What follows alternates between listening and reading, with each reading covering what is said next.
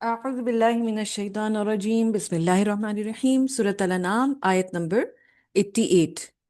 ذلك هدى الله يهدي به من يشاء من عباده ولو أشركوا لحبط عنهم ما كانوا يعملون۔ یہ اللہ کی وہ ہدایت ہے جس کے ساتھ وہ رہنمائی فرماتا ہے جس کی چاہتا ہے اپنے بندوں میں سے، اور اگر بالفرض وہ بھی شرک کرتے تو ان کے بھی سارے اعمال ضائع ہو جاتے۔ اللہ سبحانہ و تعالیٰ کی یہ جو آیت ہے یہ ہم سب کے لیے ایک بہت بڑی آئی اوپننگ آیت ہونی چاہیے کہ اللہ سبحانہ و تعالیٰ کے محبوب ترین انبیاء، یہ جو تمام تر لوگ تھے، کیونکہ انسانیت کے اندر ان کا ہائیسٹ لیول تھا، افضل ترین لوگ تھے۔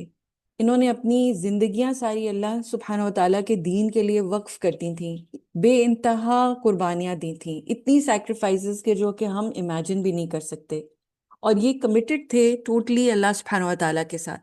اللہ تعالیٰ ان کے بارے میں یہ کہہ رہے ہیں کہ اللہ تعالیٰ جس کو چاہتا ہے ہدایت دیتا ہے، اور اپنے بندوں میں سے جس کو چاہتا ہے چوز کر لیتا ہے۔ یہ اللہ ہی کی طرف سے ہدایت ہے، یعنی اس کے اندر بھی انسان کو کوئی کریڈٹ نہیں جاتا۔ اور ان انبیاء کی بات کرتے ہوئے اللہ تعالیٰ کیا فرما رہے ہیں؟ وَلَوْ أَشْرَكُوا لَحَبِطَ عَنْهُمْ مَا كَانُوا يَعْمَلُونَ، کہ اگر بالفرض وہ بھی شرک کرتے تو ان کے بھی سارے اعمال ضائع ہو جاتے۔ یعنی کہ اللہ کو چھوڑ کر اگر کسی اور شخصیت کو، کسی بت کو، کسی اور چیز کو یا اپنے نفس کو کوئی اللہ تعالیٰ کے آگے زیادہ مقدم رکھتا ہے، زیادہ محبوب رکھتا ہے، اس کی بندگی کرنے لگتا ہے، تو اللہ سبحانہ و تعالیٰ کا اس سے کوئی تعلق نہیں رہتا۔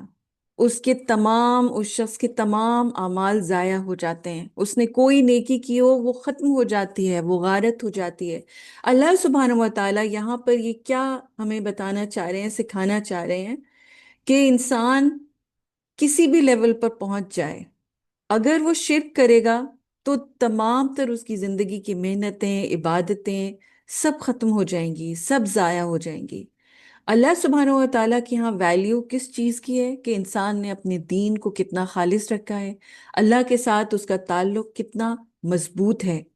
کوئی انسان چاہے کتنا ہی طاقتور کیوں نہ ہو، اگر اللہ سبحانہ و تعالیٰ سے زیادہ ہم اس شخص سے ڈرنا شروع ہو جائیں، یا پھر غیر اللہ سے جو ہے وہ امیدیں باندھنا شروع ہو جائیں، اور پھر یہ ایک شرک کی فارم تکبر بھی ہے اور ریاکاری بھی ہے، جس میں ایک میں اللہ سبحانہ و تعالیٰ سے زیادہ انسان خود کو بہت بڑی چیز سمجھتا ہے، اور دوسرے میں ریاکاری کیا کہ جس میں لوگوں کو دکھانے کے لیے جو ہے وہ نیک اعمال کرتا ہے۔ یہ دونوں چیزیں بھی اللہ سبحانہ و تعالیٰ کو انتہائی بری لگتی ہیں۔ شرک جو ہے وہ مختلف اقسام اور مختلف طریقے سے انسان کی زندگیوں کے اندر نظر آتا ہے، اور یہ ہر قسم کا جو شرک ہے یہ انسان کے اعمال کو ضائع کر دیتا ہے۔ اور انبیاء کے بارے میں جب اللہ تعالیٰ کہہ رہے ہیں کہ اگر وہ بھی شرک کرتے تو ان کے بھی اعمال ضائع ہو جاتے، میننگ کہ پھر وہ اس پیڈسٹل سے اتر جاتے، وہ افضل ترین لیول پر نہ پہنچتے۔ اس لیے ہمیں اپنی زندگیوں کو اللہ کے لیے خالص کرنا ہے، اپنی عبادت کو اللہ کے لیے خالص کرنا ہے، اپنی محبتوں کو اللہ کے لیے خالص کرنا ہے۔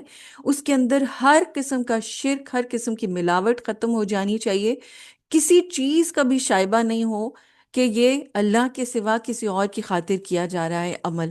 اللہ سبحانہ و تعالی ہمارے اعمال کو خالص کرے، جو بھی ہماری ٹوٹی پھوٹی نیکیاں ہیں ان کو قبول کرے، اور اگر ہم نیکی کے اس معیار پہ نہیں پہنچ سکتے، ہماری عبادات اس لیول پر نہیں بھی پہنچ سکتی، کم از کم ہمارا ایمان تو خالص ہو جانا چاہیے اللہ کی خاطر۔ یہ دس از the least that we can do۔ اور اس کے لیے جو ہے وہ ہمیں روزانہ کوشش کرنی ہے، روزانہ اپنے آپ کو بار بار اللہ کے لیے خالص کرنا ہے، اپنے اعمال کو، اپنی نیتوں کو، اپنے ارادوں کو اور اپنے دل کو، اور یہ جھانکنا ہے کہ اس میں اللہ کی محبت کس لیول کے اوپر ہے۔